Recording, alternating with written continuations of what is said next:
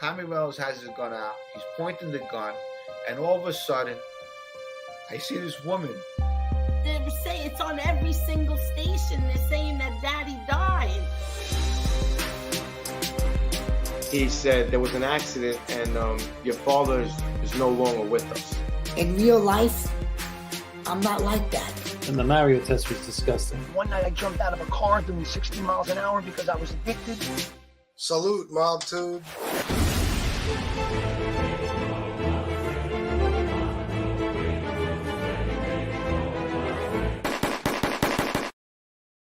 Salute, MobTube.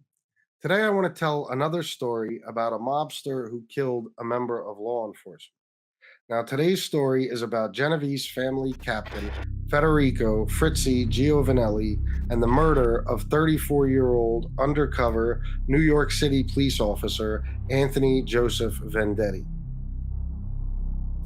At about 8 p.m. on the night of January 21st, 1986, two undercover detectives, Anthony J. Venditti and Kathleen Burke, who were assigned to the NYPD Organized Crime Control Bureau, were staking out Fritzy Giovanelli as part of an ongoing investigation into mob activities in the area. It was part of the NYPD's ongoing war on organized crime, a routine operation that the Bureau's detectives used to gather important information on mafia operations. The two detectives trailed Giovanelli to a location in the area of Myrtle and St. Nicholas Avenues.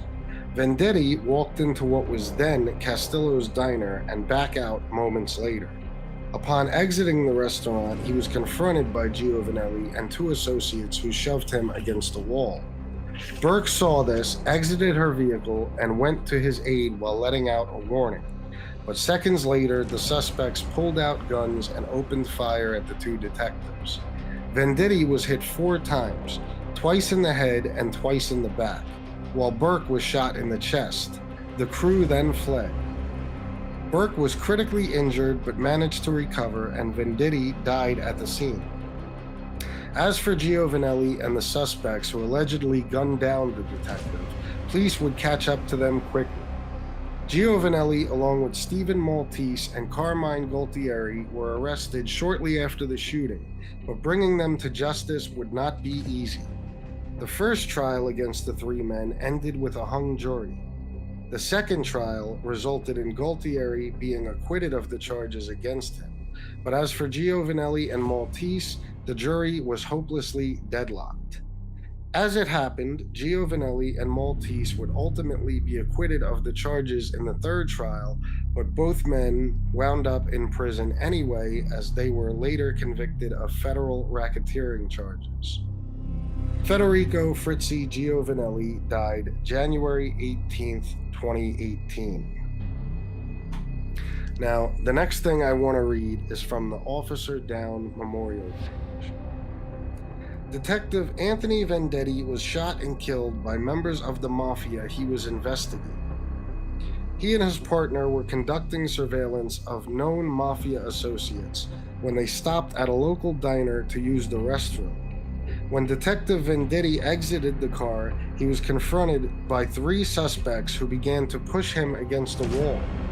Detective Venditti's partner exited her vehicle and drew her weapon, but was shot and wounded by one of the suspects. The suspect then shot and killed Detective Venditti before being wounded himself by Detective Venditti's partner. All 3 suspects were apprehended but acquitted of murder. They were later convicted of racketeering and sentenced to prison.